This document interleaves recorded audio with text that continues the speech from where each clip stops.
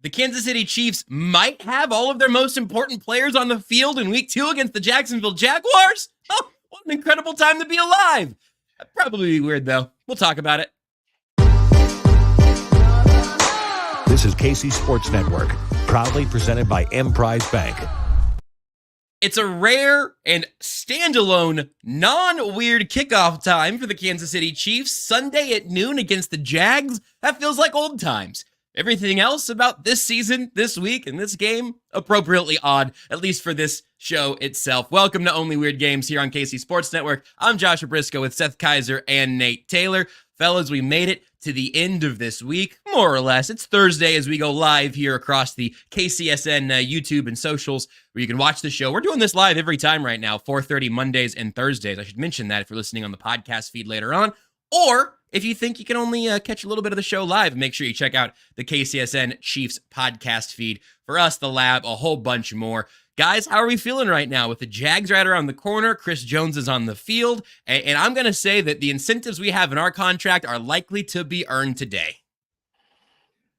I have watched tape of the Jacksonville Jaguars. That's where we are, guys. I have actually watched tape of the opponent, which I didn't look at anything Lions related before the first game of the season because there were things really going on there, Josh.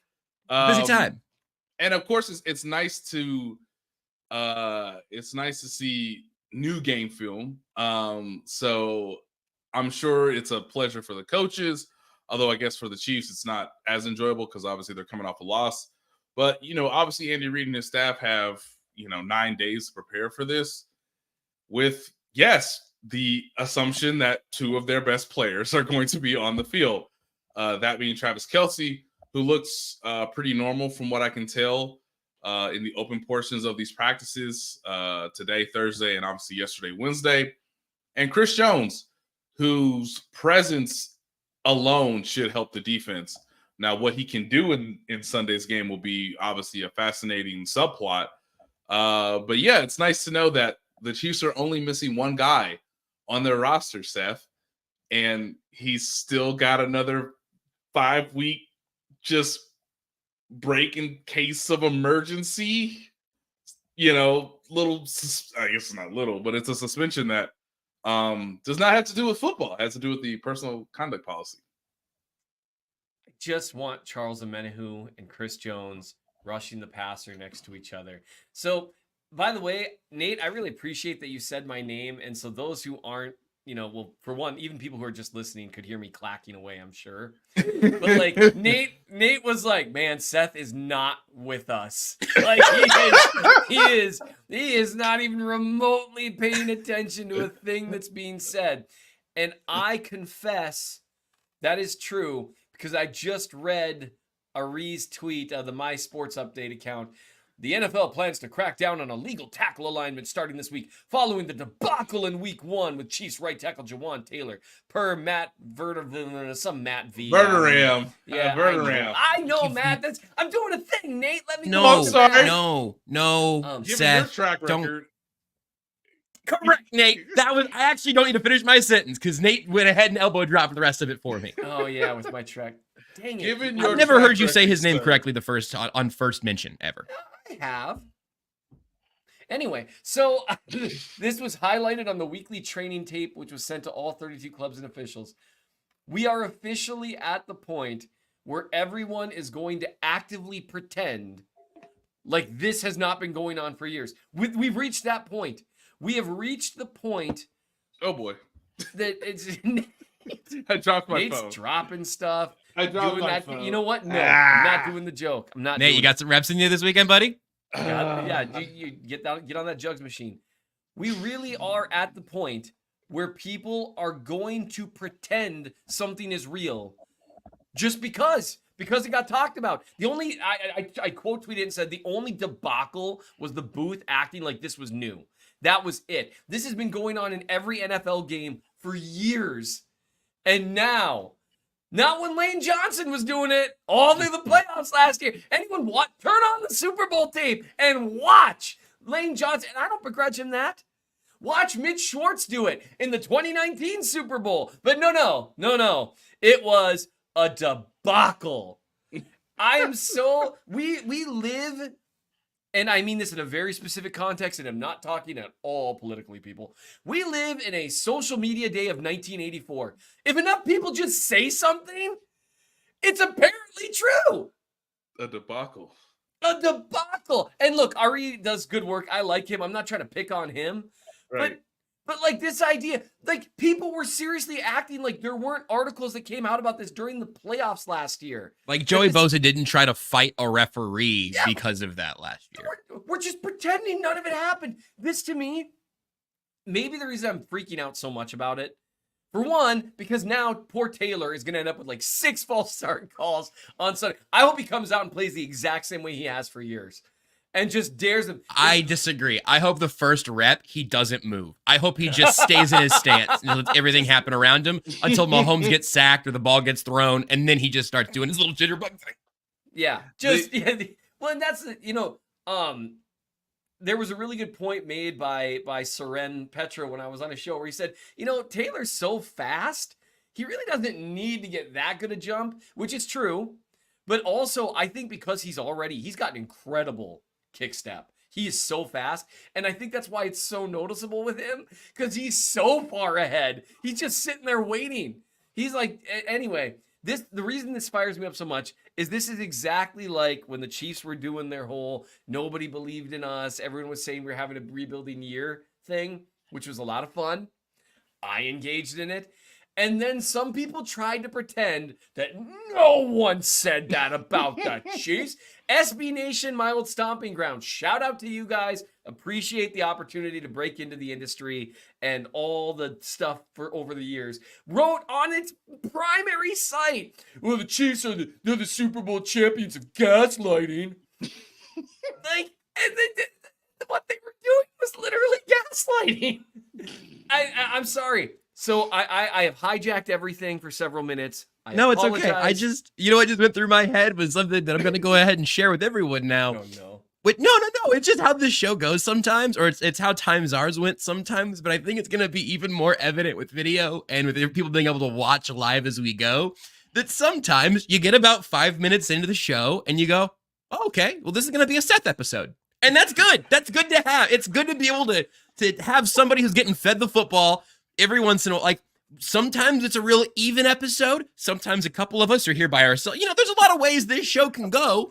And I just thought, oh, cool. Today, I want to ask Seth 15 questions about some stuff he's written this week. And he's already off on a tangent about Juwan Taylor and crediting, every other outlet and every other person he can think of on Twitter. I am 2005 Larry Johnson this episode. I am 40 carries a game. You are going to run me into the ground this episode. I'm not going to be able to walk tomorrow. The best part, Josh, is and I'm encouraging CBS's cameras to get this, but Doug Peterson's got to be by the line judge and being like, you see that, right? You over there, that guy. Are you checking it? Check again. Andy Heck is doing some evil stuff over there, man. Because when Juwan Taylor, when he was here, man, he never moved early. He never lined up off the line. Never. I wouldn't have allowed it as a coach. I would have run onto the field and said, that's not how we do things here in Jacksonville, Juwan. Get your helmet to the center's butt or else, okay? Yeah.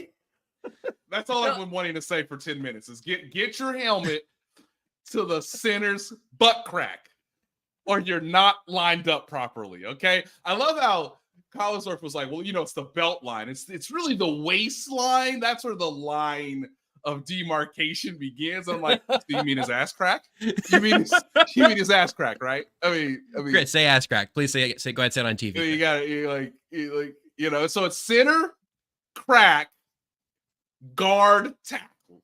That's where we are. Okay, cool. Well, thanks for watching this episode of Only Weird Games, everybody. We'll be back on Monday. No. There was some interesting stuff from pressers today, Nate, over the last couple of days, and two of the players who talked are going to coincide very nicely with Seth taking a closer look at the pass catchers from against the Lions. I want to go that route at some point as well. let's put. I'm going to set a timer on my phone. It'll beep and everyone will hear it. I'm going to set a 3-minute timer for us to talk about Chris Jones and the contract because we have more details. It's not just all the same stuff. We actually have some new information in terms of how the incentives are structured. Breaking news, folks, that the Chiefs added void years to a deal. Currently, it's for like $1.3 million each of those years. It could be lower than that. But there are void years here. That was new to me. Nate, what the face you're making makes me think you're gonna have to say something here. What took you by surprise? What did you find interesting? And our 3-minute timer starts now.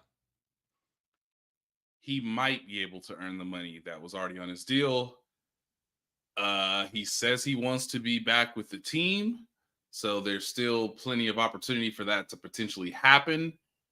And whenever you sign a new deal, your agents get commission. So you could argue that his agents tried the best that they could, but could not get the result similar to Nick Bosa. What I can also tell you is Chris Jones did them a favor by signing a new contract so that they could get their commission for 3 months of a holdout that was not successful based on, where their voyage sort of began. If he had just come back to work without a contract, without a new contract, I should say, then the agents don't benefit from it as if they would have gotten an extension like the Nick Bosa situation. So definitively, I can tell our audience that Chris Jones, while also saying he still wants to be a Chief, did his agents a favor while also putting the onus on himself to perhaps earn more money than was originally on his deal. But the odds of that happening are right around 50-50 based on my estimation. Mr. Keysor? I'm on the same 3-minute timer, right? Yes. Do you have any idea what it takes for me to write an entire article slamming a deal? And I wrote it. It's on the Chief North newsletter. It's unlocked for everyone because I want everyone in the world, including hopefully Chris Jones, to read it. The Chiefs defensive tackle has to earn back what was already his. Mm-hmm. He has to, his agent's job is to earn more money for him. He now has to earn that money for him. That's not right. And I am going to be careful how much I talk because I've had a long day and I'm ready to just say some stuff. But the reality is, if it's your job to represent someone's interests and you fail dismally at that should come back on you. And the reason stuff doesn't generally come back on agents is because that's a complicated game for pretty much anyone to play that works within the industry. Fortunately for me, nothing about my career in this industry involves access. And I would say to either of those guys' face, you should do the right thing and resign as his agent because you failed him. You failed him miserably. And I say that as someone who has spent the last 10 years of my life either representing people or watching other people represent people. And he had this in his hand, and now he has to earn back about half of it. The extra that's if he accomplishes these unbelievable things, and hey, great, I hope he does. I hope he earns every dollar of it because that means he won Defensive Player of the Year and the Chiefs won the Super Bowl. That's the $2 million. That's the one that really puts him ahead. Mm-hmm. And then the other one is first team All-Pro, incredibly tough to do, and a Super Bowl appearance, something he doesn't control. If he gets hurt, he makes less money this year than he would have without the holdout, significantly less money. And never mind the fact that all of that comes with him not getting $54 million guaranteed. And he has every right to say no to a longer-term contract if he wants.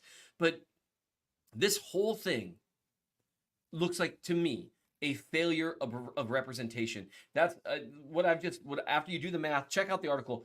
Another way of saying that is Jones now has to earn, through snaps, sacks, awards, and Super Bowls, something that was free for him prior to this holdout. And that is wrong. That is a complete failure. And I take it personally that when I see someone whose job is to look out for someone else's best interests, then the other guy has to do them the solid. It is not Chris Jones's job to do favors for the Katz brothers. It's their job to help him, not the other way around. And that's as far as I'm going to go there. Like, I'm genuinely offended by that. Like, that bothers me. I think it's not just I don't think it's just professionally wrong. I think it's morally wrong. And that you're getting the Baptist version of me in this. Now we're talking morals. And let me tell you, no, I'm kidding. Go ahead. I went way over 3 minutes there. Where are we at, Josh? Oh, I paused it like 2 minutes ago. Incredible. It's been paused at 2 seconds for about 2 minutes. I was gonna say everything you guys said was true, and also Brett Veach and Brant Tillis cooked. That's my take. They cooked with that. The last thing I'll say is this is also kind of an indictment of the Players Association, in my opinion. Do you want to go to a higher level, Josh? Oh hell yeah! Let's elevate, baby. The last thing I'll say about this is this was a miscalculation also by the Players Association, and I sometimes have difficulty criticizing the Players Association because I know, much like the player and the team, the Players Association and the owners, like, you're negotiating from a less advantageous, less leveraged position, right? You're always trying to negotiate up versus negotiating down. But because the players wanted to get some things, I think you have to acknowledge that there are two things in the CBA that, to me, from a personal standpoint, go completely counter to the employee, which is the ability to not be franchise tagged and for you to actually have a fair contract negotiation, which means you don't get fined if you miss time. Now, I understand if you're like, hey, it's in your contract to play this many games, and based on the league's business model, we pay you through game checks. Yep. Okay. That's fair. I'm under contract to play that game. So if I miss that game, similar to Chris on Thursday night, all right, I have foregone that week's game check. Cool. But the ability for the owners to, I don't want to say sneak it through, because I mean, like, the Players Association has plenty of lawyers, but to not get that message across to all the players that, hey, for whatever reason, if this were to happen to you, or if you feel like you need to maximize your potential, or hell, if you don't even want to go to training camp, that $50,000 adds up real quick. And so the 2.5 million put the pressure on the Katz brothers and on Chris, and that in essence helped the Chiefs come to a logical offer, which is, well, you can make it back, but also it's based on team club incentives. So, yep. If we didn't have the franchise tag, there would be a such thing as true free agency, kids. There is no such thing as true free agency unless you are a good player, but not a great player. And secondly, when you're trying to negotiate a deal and you can't get the conversation to move the way you want, it is because you've allowed the owners to find your player outside of his weekly game check, which is mostly what his contract is built on. So how did Chris Jones get fined for something that has nothing to do with the actual structure of his contract? Now, if he wants to skip mandatory minicamp and that's in his deal, again, that's his choice. But by not showing up to camp, which is a CBA specific thing, that's why less and less people are holding out, which is the reason that the owners put it in the CBA. So they were always starting from a disadvantage. Right. That's a good point.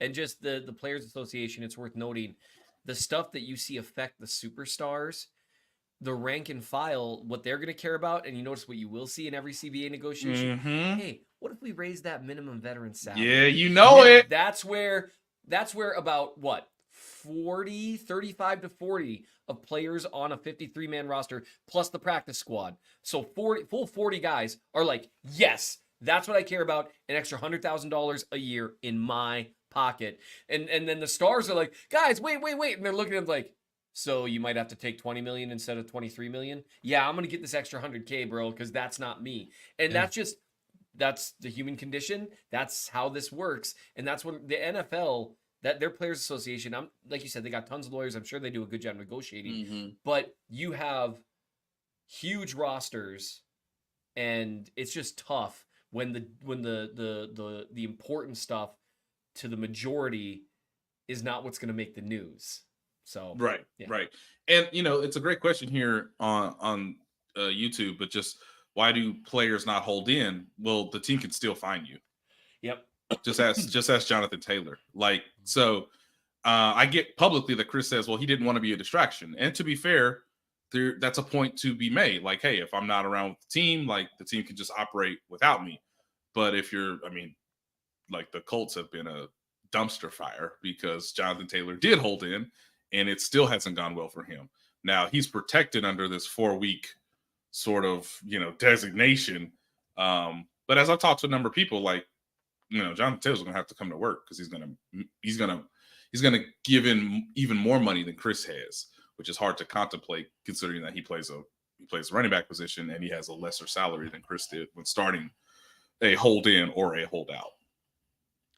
Also, Chris Jones did have an actual normal seeming press conference since the last episode. Thought it was interesting. Nate, you were obviously there, and I'd like to move us to the Jags soon, but I thought it was interesting when he said, yeah, there were some things that he would do differently, and then the little back and forth with Adam Teicher of ESPN of him saying, so what exactly would you do differently? And Chris Jones said, I guess I'd pick a different vacation spot. And then Teicher said, to my ear, at least, Nate, it was a little difficult in the recording. But Adam said, would it be St. Joseph, Missouri by any chance? And Chris Jones, I believe, said probably so, right? What about that breezy St. Joe? And Jones before that had talked about it being difficult to be away from the group, especially a group with some new faces at the defensive line and all of that. And I believe him. That sounded more like Chris Jones than anything else we had heard from him in the last 6 months. My heart soared when I saw him and Travis Kelce just jumping around and hugging each other. And then they were doing some other stuff today at practice. But I that was a cool moment because you could practically hear Kelce hey, welcome back, big guy. You could almost hear him and just how excited they were to see each other. And also it was nice seeing, although it's Kelce's bouncing around. I'm like, dude, yeah, hang on. Are you healthy? But anyway, bounce with your shoulders or something, man. I don't know. Yeah, keep your feet on the ground for now. But that was really nice to see. But Yeah, and look, I think my belief is, from my understanding, is he didn't. If you're gonna hold out, what's the point of coming to training camp?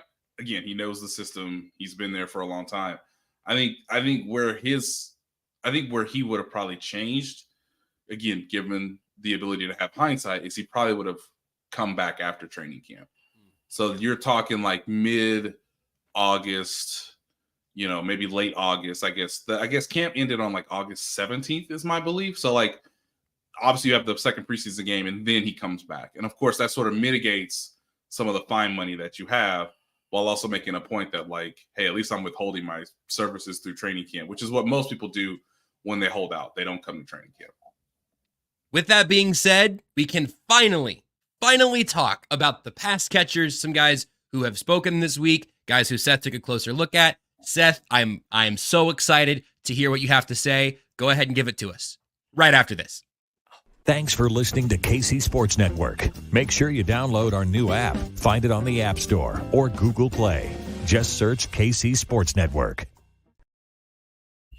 You knew what was happening, Seth. We were on the same page. We're reading zone coverage. You're not dropping the ball. This isn't even a problem. But actually, what I'd like to do, if it works for you guys, because we have heard from Kadarius Toney yesterday and Sky Moore earlier today, and Seth wrote about a whole bunch of, every pass catcher who got significant work. Shout out to Justin Ross someday, sweet prince. But that's all up from the Chief of the North newsletter, mnchiefsfan.substack.com.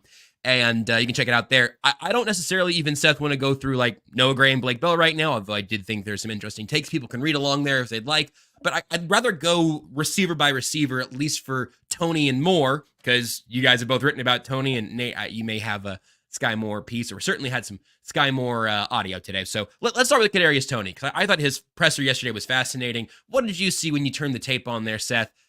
In the relatively limited work, he got a lot of targets. How did he look on further review? So I'll do a bad news, good news thing, because one thing that I've seen making the rounds is that, well, Tony had, it's like a next gen stat, 3.1 yards of separation. Here's the problem. The Lions played zone coverage about 80% of their snaps, give or take. And so the problem is that separation isn't necessarily reflective of what he was doing, but it's the route combinations against coverage. And so if you're the first progression and Reed has it dialed up against a specific zone look, you're going to have like 5 yards of separation, but it's not separation. It's because when you think of separation, you're thinking separating from a man coverage defender. In this case, it's something more resembling just space. He had 3.1 yards of space on average. And a lot of that was because of the type of coverage that was being played. So I'm going to pump the brakes on that. Like this idea that he was constantly separating from man coverage. We didn't see a ton of that just because there wasn't a lot of film. I will say he still moves in an incredibly fluid, dynamic way. You can tell who he is immediately when you turn on the tape. Just because he's a unique mover.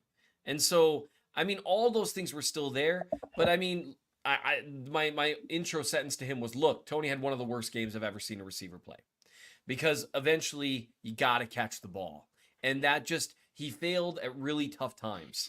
And so, but I will say he looks fluid. He looks dynamic, but like the separation thing, I'd pump the brakes on that because we really haven't seen him against man coverage at this point. Can I ask an optimist's maybe silly question on that particular front? Yeah. Is it still at least kind of nice that he was in space? Because I like, that's a little bit tongue in cheek, but also a little bit like, yeah, I didn't go through all this, whatever, I'm picking the name, but like Sky Moore did not seem to find himself in space very often. He was out there a ton. Let me ask this then, I guess, Seth, is that anything to do with Kadarius Toney, or is that completely to do with the Chiefs wanting Kadarius Toney to be the guy in those spots? And could it have been Richie James or somebody else? A little bit the first, but a lot the second. Moore wasn't the primary read on nearly as many plays. A lot of times when Tony was out there, he was the primary read. So he's the guy that they are really trying to find an opening against zone looks. And then for poor Sky Moore, one of the plays where he got the most open, Mahomes had one of probably his worst play of the game and just missed him early and then missed the throw late. Like, we would have forgiven the missing him early had he hit him when he was scrambling, but he overthrew it a little. And if Sky Moore was 3 inches taller, he probably would have caught the thing, but he's not.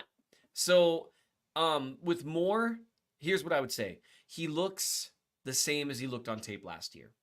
And I say that somewhat sad sounding when it's funny because last year I was very kind of optimistic about him with the same tape. What I mean by that is I didn't see him doing anything differently in terms of handling contact through his routes. He's always looked pretty fluid running through contact, but I was expecting to see a step forward. I was expecting to see a step forward into finding those open spaces a little more frequently against zone looks. It really is tough when a team plays predominantly zone to really gauge a lot of receivers because so much of it is dependent on the play call and then sight adjustments. So, but he just didn't look any different than he has. And he really did make a pretty rough play on the final play of the game. I've a lot of people, it was a really tough catch and that kind of stuff. He really misplayed the ball. I mean, he was watching it the whole way running across the field. And then he pauses because he's thinking about going up for a jump ball with Watson and the defender. But had he just run underneath it, that dude is still running right now. And that's the kind of play when Mahomes throws it up there. Was it to Watson or was it to Moore? I don't know. I haven't heard anyone say. But that's the kind of play we've seen Tyreek Hill run underneath that ball a million times. And that's where down the field, it's not just about speed. It's not just about quickness. It's about that ability to read the ball as it comes in. And that's hard to do running full speed. Nate, he talked about that today. Tony talked about all of those issues yesterday. I actually should ask you now, were you in there for Sky Moore today, or did you make a bolt to the locker room for that? I made a bolt to the locker room, but I heard it afterwards. Yes. Okay. I heard the whole thing. So, but yeah. He said, Seth, if you didn't see that, he probably should have caught it on 4th and 25, that he felt like he should have actually brought that one in. Which, There's been a lot of accountability from the wide receiver room. They got out of there after the game. I think they were all pretty upset. Yep. But I think with the I was stuff pretty upset. I didn't play in it. Now, I think with the stuff they're saying now, it wasn't, at least those two, it wasn't them being mad at anything but themselves. You know what? I can live with that. You want a day to like kick yourself in the teeth, before you say anything to the media. Fair enough. Yep, that was also more or less the vibe that I got, Nate. It felt like both of them pretty much came out, and not that Kadarius Toney could ever argue that someone else dropped those passes, but to be like, yeah, this is a me problem, and I can't replicate that. I got to be better going forward. I thought both of them asserted themselves pretty well at the podium. What did you make of it? Yes, that is 100% fair to say. I get the sense now that you have to go back to the basics, and also you hope that you almost get momentum in the opposite direction, right? That first series or two against the Jaguars is going to be quite telling because, Andy Reid has he has a reputation for allowing a player to get through mistakes by continuing to give them an opportunity to get the ball. Yep. So I'm assuming in one of these, first 15 scripted plays that there's going to be something for Kadarius Toney, whether it's him behind the line of scrimmage or obviously something to get him the ball in space, kind of like what Seth was talking about in zone. And one of the harsh things about Kadarius's mistake is because he knows he's supposed to really feast in zone coverages because of what he showed everybody in the Super Bowl on that punt return. If you give him the ball with space, he can get additional yards after the catch, and he could turn a relative normal-looking reception into a highlight, right? And so I think on the deep cross, he knows he's open. I'm sure Seth saw this. He looks everywhere else. Then he comes back to the ball and says, "Whoa, that thing's really fast. And it's coming right at me." And so he adjusted slowly, but he could tell how open he was in that moment. But for Sky Moore, the issue now becomes just consistency. And I think Sky is a player who really feeds off of momentum and confidence. You've seen that over the course of his rookie season. If he has a good play, he can sort of build on that. He is human. So when he has mistakes, he does get down on himself. But I like the idea that they're going to play alongside Travis Kelce, which is a huge benefit. And they each know that they have a responsibility to be accountable for their teammates in another game setting. And everybody's wondering how they're going to respond. Not in necessarily a negative way, but I think a lot of the guys on the team just want to see them have success so that the game flow feels more normal compared to one mistake compounding into 2 and 3 and so. If they have a good start on Sunday against the Jaguars, then they should go back to just being the players of who they are. And I appreciate Kadarius Toney, Josh, saying that, like, I don't need to be a superhero. And sometimes it's hard for guys to reconcile with that when it's prime time, opening night. I've already made a mistake and I gotta make a play out there. Mm-hmm. And so that leads you to think you need to be a superhero. So with Travis Kelce back, Kadarius saying I don't need to be a superhero, that's a positive start that I think for Chiefs fans should hopefully lead to better execution overall. Which means, hey, as Seth said, it can't get worse. It can only get better. Yeah. Because he said it was the worst game, one of the worst games he's ever seen. I described it as disastrous. Yeah. So it can only get better. And there are players who have run, worse routes and that kind of stuff. But it really was in terms of how impactful those drops were. There's probably a game where a receiver dropped 4 passes instead of 3. But bouncing one into a pick 6 and the other one, I had a buddy call me the next day. It was like, so, if he catches that last one, are we even talking about any of this? I was like, nope. And he's like, well, and that other one was on 3rd down, wasn't it? I was like, yep. And it's just bad. But it is good to hear them. I think they'll get him involved. He's moving just fine. I do have a bit of a hot take on the whole, him feuding with Giants fans thing. That go ahead. I'm happy in a way. Now, do I think he should be doing that? No.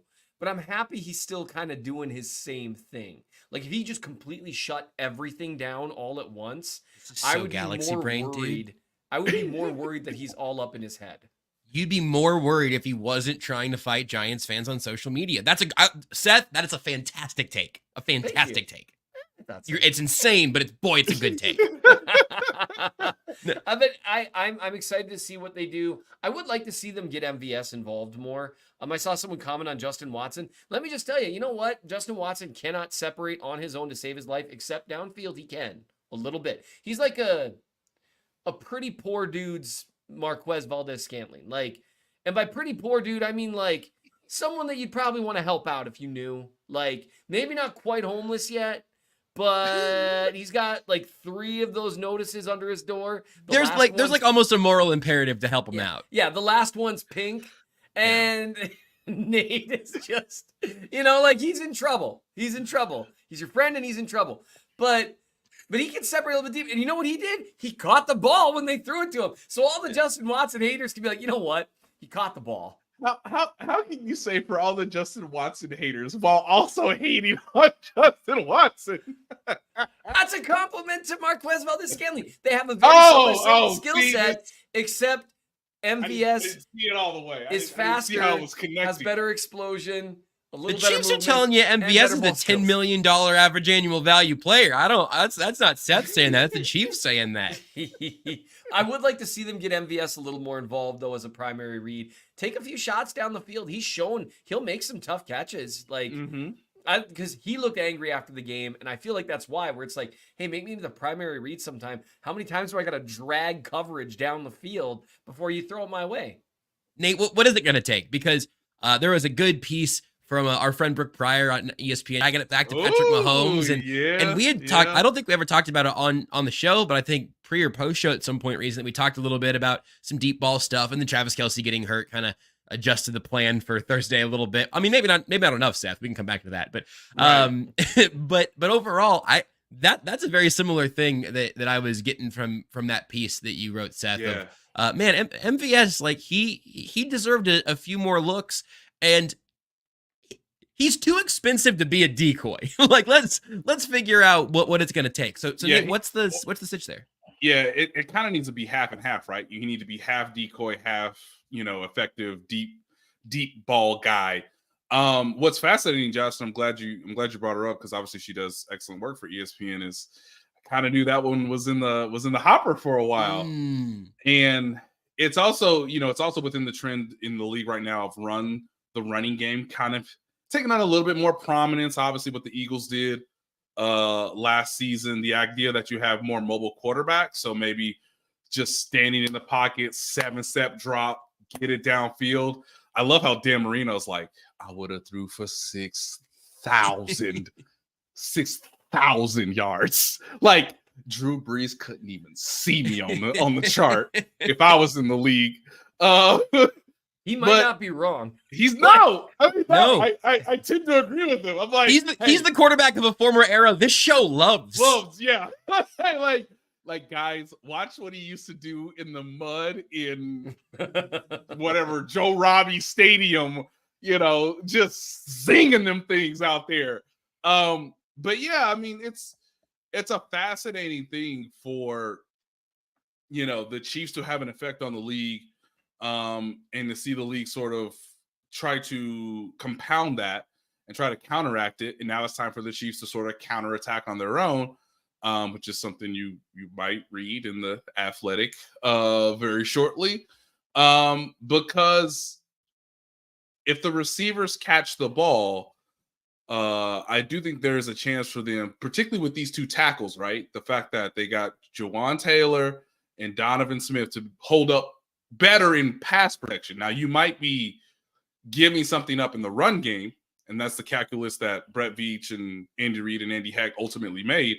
But if the tackles hold up, then yeah, you should have more opportunities to throw the ball deep. I think that the deep ball returning to the Chiefs offense in a way that is explosive and fire-breathing dragon-y, I think that worked, is what I am maybe most excited to see in this next iteration, if that does in fact show up. But man, the other thing I'm excited to see is what we might be able to do with our friends at DraftKings Sportsbook, Seth.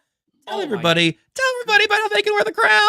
I thought you'd never ask. I don't know if you guys are aware of this, but football is back in full swing with another week of epic games. And who's got you covered on the action for every single one of them? DraftKings Sportsbook, an official sports betting partner of the NFL. New customers can bet $5 on football and get $200 instantly in bonus bets.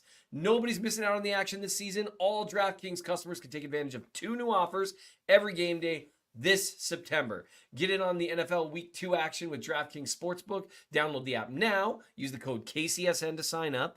Again, KCSN to sign up. New customers can bet just $5. Take home $200 instantly in bonus bets. Only on DraftKings Sportsbook with code KCSN. The crown is yours. Gambling problem? Call 1-800-GAMBLER or visit www.1800gambler.net. In New York, call 877-8-HOPE-NY or text HOPE-NY 467-369. In Connecticut, help is available for problem gambling. Call 888-789-7777 or visit ccpg.org. Please play responsibly. On behalf of Boot Hill Casino and Resort, Kansas, 21 plus, age varies by jurisdiction, void in Ontario. See sportsbook.draftkings.com/football terms for eligibility, terms, and responsible gaming resources. Bonus bets expires 7 days after issuance. Eligibility and deposit restrictions apply. $5 for $200 in instant betting. Holy cow. You just get better and better every time, Seth. You're doing great work. See, I felt like I hit a bit of a slump there, but you know what? Yeah, I did too. I was lying. Yeah, I could tell every time. It's like, oh, Josh is complimenting me. Something went horribly, horribly askew. I think it was when you said hope and why. Yeah, well, you know what I thought I would do is start off really strong. Yeah, hope and why. No, I got a little confused there. That's on me. I'm not so great with the reading. What I thought about doing was really hitting it strong early, and then after a bunch of success with it, just not doing anything with it at all in the second half, because I saw what the Chiefs did with Rasheed Rice, and I thought, hey, that looks good. I thought I might make us talk about the defense, but no, we really, really should, because I don't think the lab should be allowed to be the only ones amongst us calling for more of Rasheed Rice.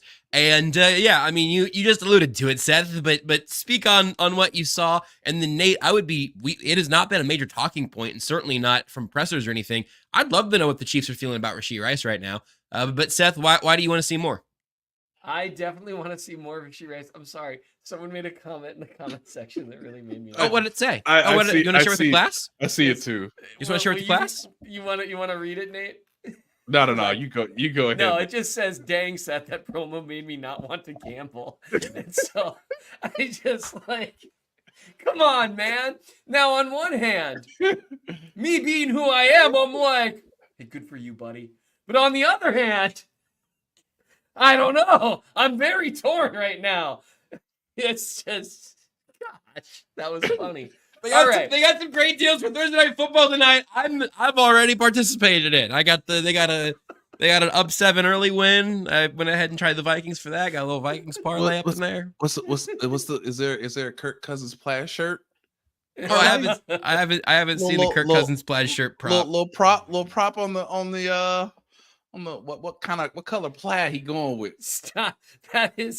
That is some degenerate stuff, let me tell you. Just I'm on a checking. Complete side note, and I have no idea if I'm allowed to say this, but I'm going to. Oh man, the gal that sung the national anthem in on Thursday for the Chiefs Lions, I remember thinking as she sang the anthem, I was like, did she bet on the under for the national anthem? She was cooking through that. Is she a Chiefs fan and she really wanted to get to the good part? And I'm not trying to disrespect the anthem here. Please don't get mad at me. But home of the Chiefs is awesome. End it right there when Seth says the worst part of the anthem is when we talk about the home of the Brave. Seth doesn't care about the Brave. No. Seth cares about the Chiefs. It's not the Brave in the North newsletter. What about the troops? Saying. What about the troops, Seth? What about the troops? Come on, guys. Come on. That's just one of my favorite parts of the anthem. Home and away games. When you hear and then you hear Chiefs. That's always awesome. And I'm proud to be an American. I am. I'm very proud to be an American. Where at least I know I'm from northern Minnesota, people. Come on. Seth's anyway. Oh, say can you Chiefs? We're the Don's early Chiefs. Oh my goodness, the comments. Okay, things are getting out of hand, people. Anyway, all right, now I gotta go find the video. I'm just gonna. It was just so. It was just. I remember me thinking that, and that just goes to show how much like the betting and stuff culture has gotten into the NFL, that my first thought was like, did she bet on the under? Because she was like, oh, say, can you see by the Donzo? I was like, whoa. Is the bet in her parents' name? Well, yeah. It's the bet in her parents' name. Yeah. Hey, Calvin Ridley Mom, is like, Mom, oh, well, then it's cool. Like, Mom, we're not going to score on Illinois. Put the under down. So you asked me about Coach Rasheed Ferentz Rice. doesn't want us to score touchdowns. He's actively trying to win every game 9-6. Mom, put the bet down. Put it down. Can you put the mortgage on it? Put the mortgage on it. I'm telling you, we are not scoring on Ohio State this weekend. Let's check in on the comments here. Ice Pyro says Seth is so un-American against betting in the Star-Spangled Banner. White Bacon says, I can't believe you guys deprived the video from all the Times Ours podcast listeners all those years. My own Brett wife Parker didn't expect the pastor to promote gambling and slam the national anthem. My own wife, Holly, the lovely Holly, shout out to you, Thomas, got it in there. My lovely wife, who's not in the room, just texted me, what is going on? As I sing, I'm proud to be an American. I'm sorry. Also, my wife's trying to wrap up some work, and she might be on a call with colleagues, and she might just hear I'm proud to be an American, But honestly, I think the issue was, Seth, I'm going to clear us of all wrongdoing right now. I think the issue was NBC was like, wrap this up. Wrap it up. That B-52 is coming, guys. Wrap it up. Wrap it up, because everybody been waiting 7 months for this game. Wrap it up, girl. That would be my guess. I was sitting next to Blair Kirkhoff of the Kansas City Star in the press box, and I was like, I mean, can you imagine if they did that to Carrie Underwood? Oh, she would have made it a 14-minute anthem if they'd tried that. I'm like, y'all let Carrie Underwood sing the whole song on Sunday night, but this lady can't do the national anthem in front of a national TV audience. NBC's like, commercial. Hurry this up. Angry Drunken German says Seth's a lawyer. Question his motives. Come on, guys. Good. I don't look at the chat live when we're doing the show because I'm distracted enough, and you guys are definitely distracted enough. All right. Yeah. White Bacon says I stay at work late. I stay at work late to watch these live streams. My boss thinks I'm being productive, and that's hilarious That to is me. so great. Everyone should stay at work until 5:30 to think a bit productive while listening to the show. We're losing Josh. His video. Whoa, he's back. He's gone. Oh, you were gone for a second there. I closed that tab. One of my favorite Ice Pyro. We doing this live, boys. I was having a great time reading comments, but my computer was like, hey guy, you've got 95 Chrome tabs open. What tab we on? So you asked me about Rasheed Rice? Yeah. Look, the Chiefs, you know how this works, kids. Let's remind you. Week 1 is a little sprinkle, just a little sprinkle. Then week 2 is, where did he go? If you can hear me, talk about Rasheed Rice. Then I can't. You're back.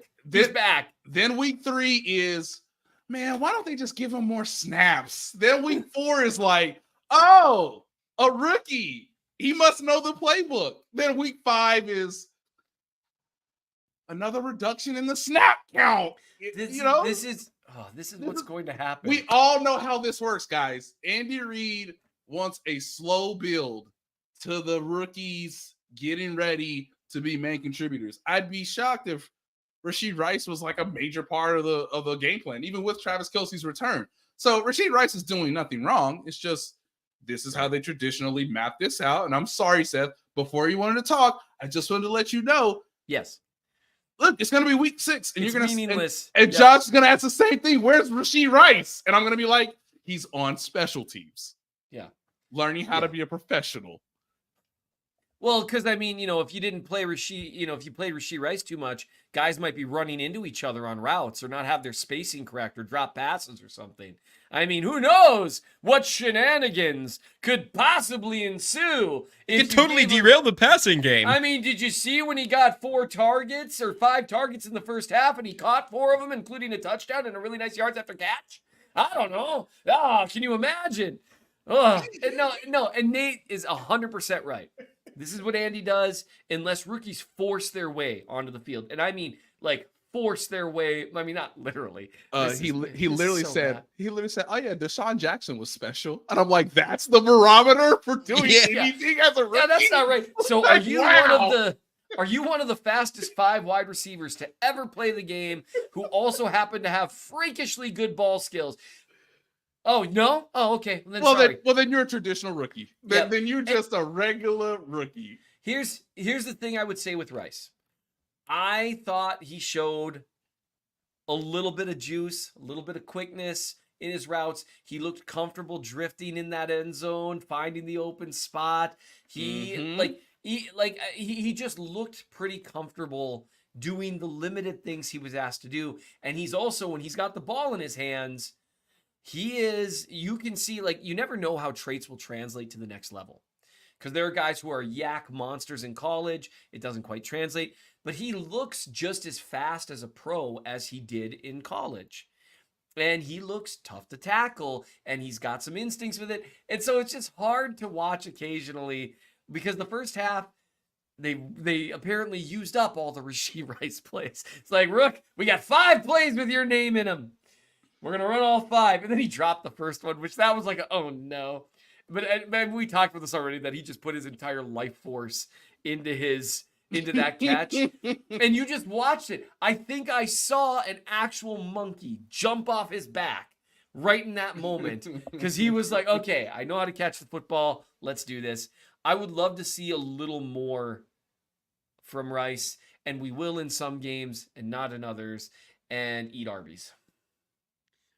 Real quick before the nihilism takes over, I just wanted to give a shout out to perhaps Luttrell, who had a super chat that just said this content should not be free. So they took it upon themselves to make sure it wasn't anymore. I appreciate that. Appreciate that very much. By the way, we've talked about Travis Kelce playing in this game just as a matter of fact. Nate, this should have been the cold open, honestly, and instead it's at the 50-some minute mark. Travis Kelce looking good to go, happening, yeah. He's gonna play. He's gonna play unless something again happens that we haven't seen or that hasn't occurred yet. Perhaps if you're listening to the podcast, at a later point. But no, he should be good to go. I don't know if he'll be 100%, but the Chiefs made the right decision, and that needs to be said as well. Like, for as much as it pained Kelce not to be on the field against the Lions, long term they made the right decision once they sort of double check that everything was structurally going to be fine with his knee so that he could play against the Jaguars. And then obviously the hope is that he'll play moving forward. So if he gets through Sunday's game, that's obviously another positive sign.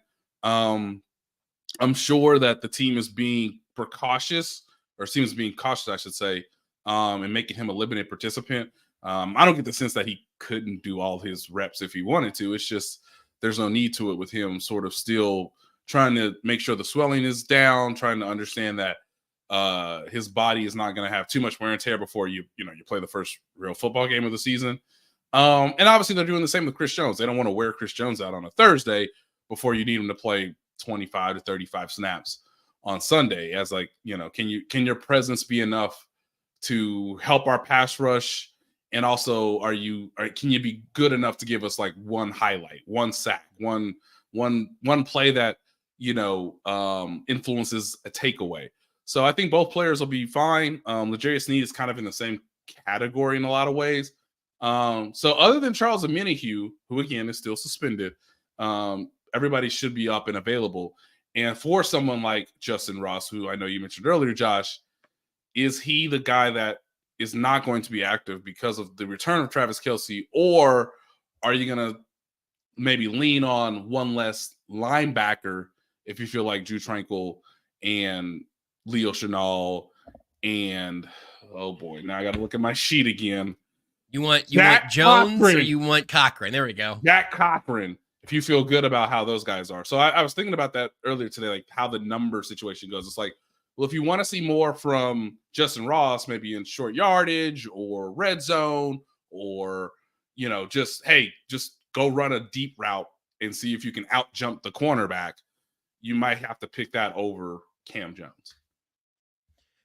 We heard from the coordinators today, and there are a few things that I just thought were really interesting from both of the offensive and defensive coordinators. And Tobe's stuff was mostly about why he was frustrated by the fake that worked against the Lions. But interesting from Spags talking about just the sort of chess game, creativity, all of that comes together. That it was interesting for him to talk about how fun and important that aspect of coaching is, and then to kind of offset that by saying, and if something's missing there in the relationship between the coaches and the players and getting that message conveyed to the players, it doesn't matter how good the scheme is or how good the players are, because the teaching aspect still has to actually get through. It was sort of like a philosophical question he got asked about that I thought was really, really interesting. Mm-hmm. I don't know that it has a specific sort of week 2 slant on it, but with the things the Chiefs defense did differently, which Craig Stout has written about in the KCSN Substack, that they've talked about in the lab, that Craig talked about on The Zone with Jason Anderson and myself today on Sports Radio 810 WHB,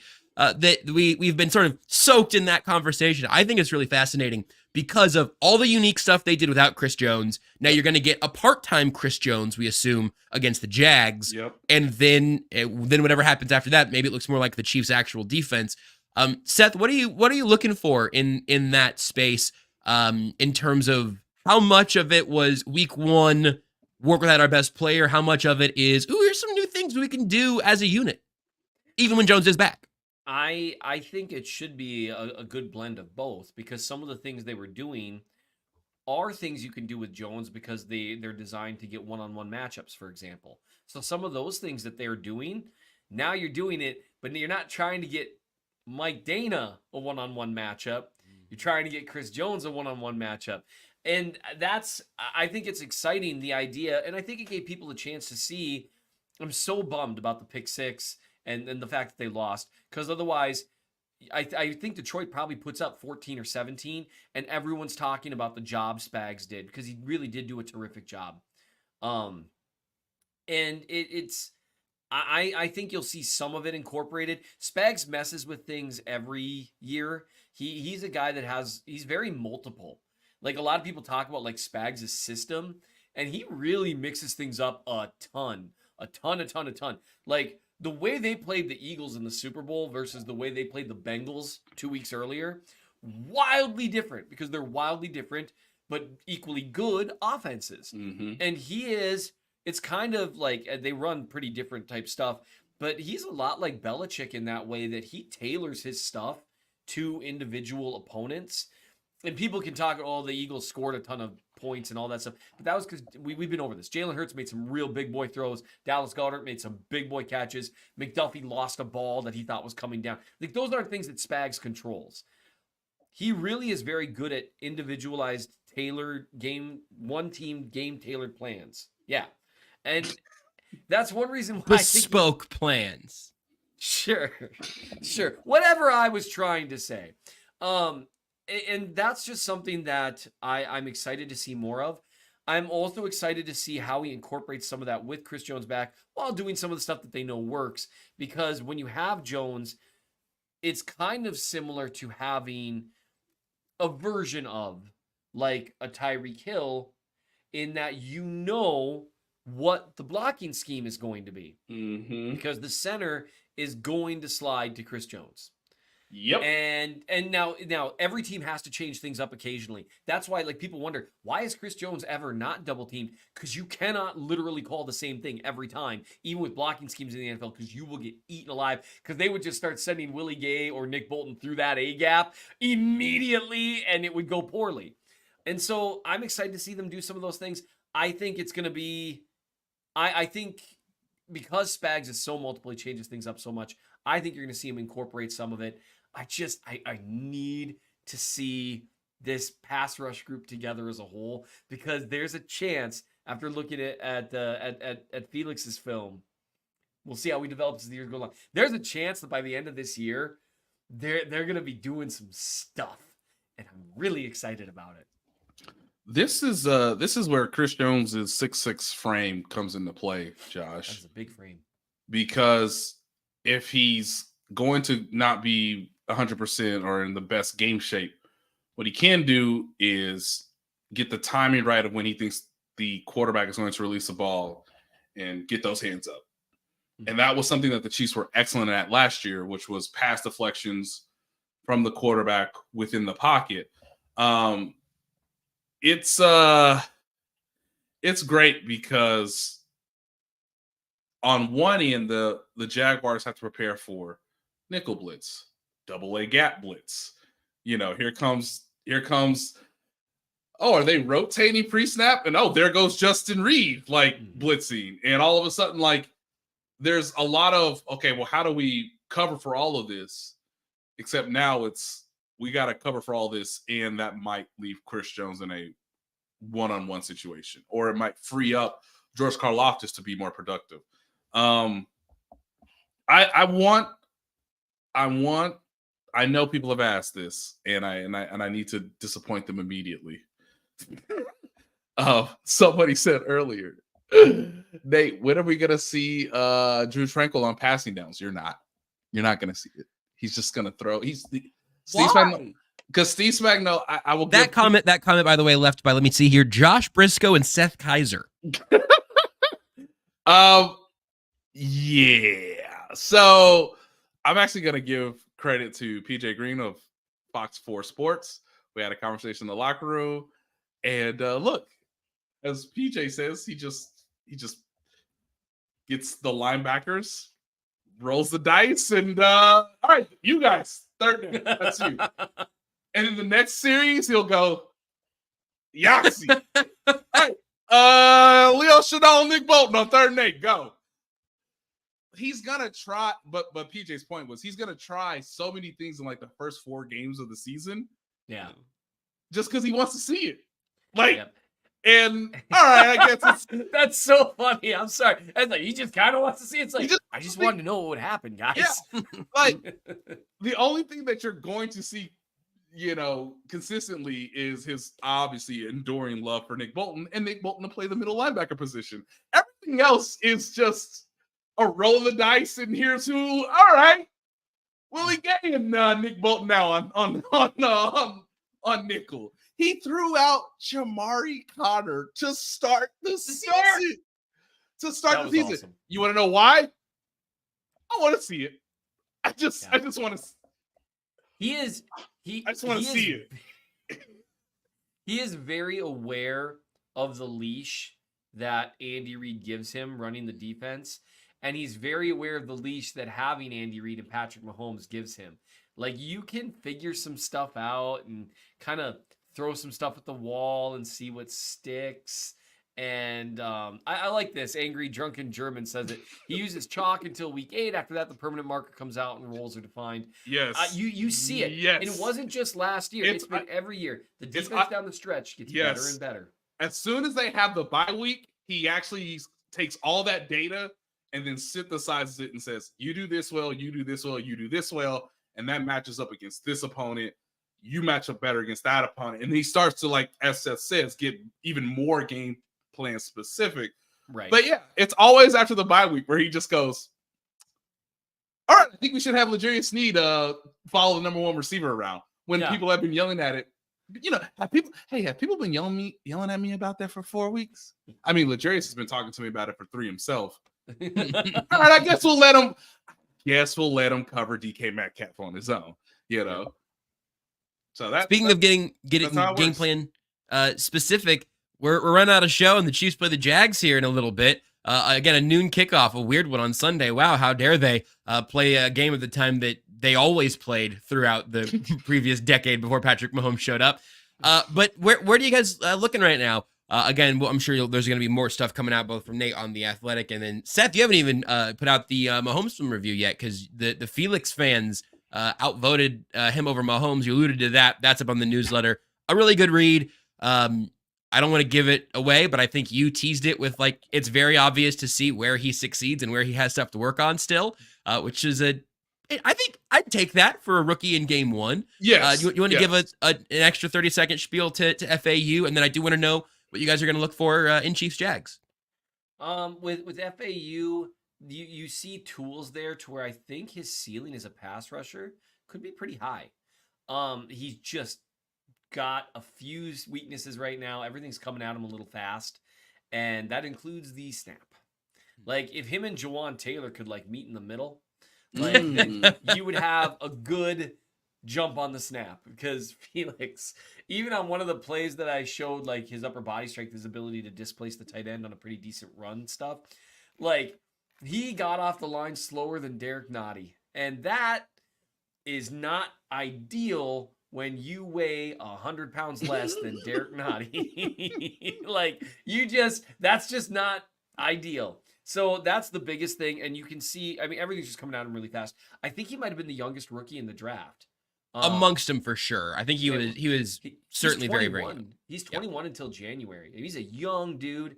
And so, but he's got the power to displace with his upper body and not just displace backwards, but even move to the side and get a rushing lane. And he shows a little bit of bounce through contact with that, a little bit of bend. So it's a good combination of skills. So we'll see. But that was like 45 seconds. I'm getting better. Just one rep at a time. I'm not even pretending to set a meaningful timer at this point. Nate, go ahead and give me. You've looked at the Jags a little bit this week already. What's a matchup or something that you think is going to be interesting? And then I think it's prediction time also, so we can kind of wade into those waters as well. Depends on how the Jaguars line up and how they use them.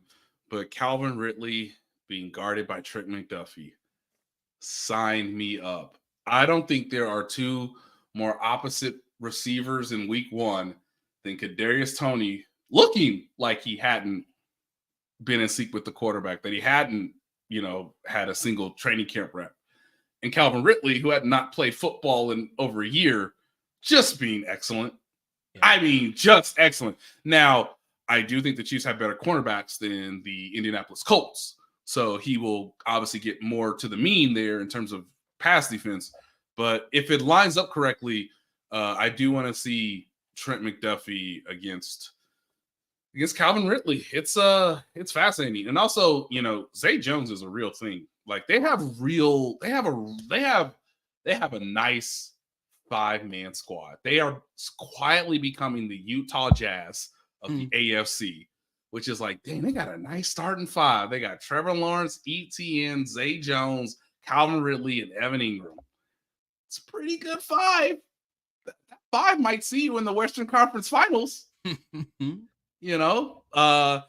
And they all played, the best part for Doug Peterson is they all played well. So I just want to see how Trent McDuffie does against someone that is a true number one receiver coming off a year where he was doing that other thing.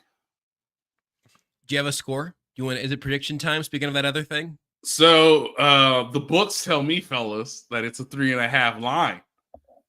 It's moved around a little bit. I think it's been as high as 4.5, as low as 3. Yes. It's a tough one to pick from. It's hard to see the Chiefs going 0-2 with Chris Jones and Travis Kelce playing a factor. It's hard to see the Chiefs scoring 20 or less. I'm going to say Chiefs 30, Jags 24. So the Chiefs would cover there by almost a touchdown. Seth, what are you looking for? And then what's your score? The McDuffie-Ridley matchup is a really good one because the way the Chiefs have talked about him, the way the fact they moved up to draft him, his ceiling is supposed to be a guy that can take a Calvin Ridley and Ridley's a really, really, really good receiver. He's legitimate number one. He's supposed to be able to go shot for shot with him. Right? It's like Juwan Taylor with Aiden Hutchinson. You're supposed to be able to go shot for shot with that guy and come out a little bit ahead. Now, you got a few freaks in the league that no one comes out ahead. But Ridley is the guy that they drafted McDuffie to be able to deal with guys like him. So we'll see. I'm excited for that. I think I'm most excited to see the pass protection again and just the receiver group with Kelce out there and kind of see what the game plan is, how guys handle their various roles, and see how Kadarius Toney bounces back.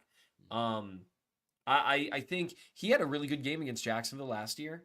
That was really early in his time with the Chiefs. Mm-hmm. And so I'd love to see, I'm excited to see that. And wow, that was a really, really weak dismount. Score. Yeah, Chiefs, just punch up with a score and it'll sound good again.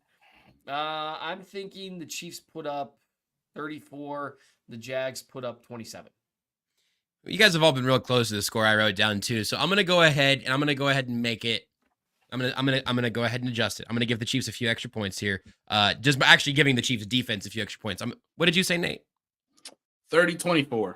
I wrote down 31-27, then I changed it to 31-24. It doesn't matter. We're going to pick the same. We're all going to be in the same neighborhood until the Super Bowl again this year or whatever. And then Seth can freak out about knowing ball in the AFC Championship game. It's kind of what we do. But no, I think here's my matchup to keep an eye on is just we saw the Chiefs defensive line without Chris Jones look pretty good against a really good Detroit Lions offensive line. How about you get Chris Jones back and you go up against a more banged up, lower performing offensive line in that Jags offense? All of those weapons do make me think that they will have a nice showing by and large offensively, that being Jacksonville. But I think you get a big Chris Jones moment. The rest of the unit plays pretty well, and I think this has to be a recalibration game for the offense. They just look so out of sorts. But I don't like using the Chiefs can't start 0-2 as logic for picking a game because that feels like kind of a trap. But that's where I stand. I think the Chiefs win this one by about a touchdown. I'll give the points and take the surge from the Chiefs offense. Another solid day for the defense just against a better offensive unit in Jacksonville. On the way to kickoff, by the way, that's at noon, starting at 8 o'clock over on Sports Radio 810 WHB. We have the Chiefs tailgate show that's there for you at 8, and then Sren Petro and the gang with the pregame coverage will take you all the way up to kickoff. I'll be around after the game. And then even after that, you can listen to Sunday Night Football, Dolphins versus Patriots on 810 as well, because Sports Radio 810 WHB is your home for the NFL in Kansas City. So you can listen there. And also we got games over on ESPN Kansas City, my oldest stopping grounds. And you can check out Jets Cowboys there at 3, and then Sunday Night Baseball after the game, then Sunday Night Football on 810. Okay, there we go. I think I got all the intel out there for you. Seth, any final words before Nate takes it away? I really do love America, guys. Look, I wouldn't overdo it, honestly. I would just leave it where it's at. I would not commit too hard at this point. I don't want to sing the song again, Seth, but I'll do it. I'll do it. All right. No, nothing further. All right, that's it from our comrade Seth Keysor. Nate, take it away. All right. If you made it this far, as always, thank you. Guys, I got some news that we can break. That is very warm in my heart. Now, a little bit of a backstory, but this is for us. This is for our audience and the loved ones of those who listen. But look, it's a great time. I was doing some reporting yesterday, somewhere in Kansas City, not at the Chiefs facility, for hopefully a story you read on The Athletic in a couple weeks. But after that reporting, I saw Max and his wife, Chloe. I've seen Max the last 2 years at training camp in St. Joseph. They were having a lovely dinner at a great establishment in a place that is very nice in Kansas City. And they informed me that they are having their first child. And they found out earlier today, ladies and gentlemen, that they are having a baby boy. So I want to give a lovely Only Weird Game shout out. Max, Only Weird Babies. To Chloe. That's right. Only Weird Baby Boys. Yeah. As someone with a million of them, they all are really weird. Kids are weird. They're gonna have great taste in podcasts. That's fantastic. Yeah. So Max used his wife's phone to reach out and say, obviously, we feel honored that you would want to include this on Only Weird Games. So thank you for you guys and the work that you do. Totally understand if you don't see this by the time you record. I saw it. He says I haven't used Twitter in years, but obviously love listening to us. So if you would like to tell your family members of the sex of your incoming first child on Only Weird Games, we are happy to do it, guys. My only question now, I mean, first name, middle name, I think Nathaniel Joshua, whatever their last name is, sounds great. Seth, I don't know. Maybe Maybe they'll have another one? You know, I've had so many opportunities to name children after myself and I haven't capitalized. So I'm okay. The world doesn't really need a lot more Seths, as we've thoroughly demonstrated during the last hour and 10 minutes. But yes, if you would like to give, I think Max told me that legitimate friends and family were gonna find out this important news via podcast, via YouTube Live. So Max Hill, Chloe Hill, love you all. Congratulations again, baby boy. It's I gotta tell you guys, it's a ride. It's such a ride to have a boy. Such a ride. It's the best, worst thing ever. Yeah. But you don't even have to worry about what to name him. So again, I feel like we've done our part. Yes.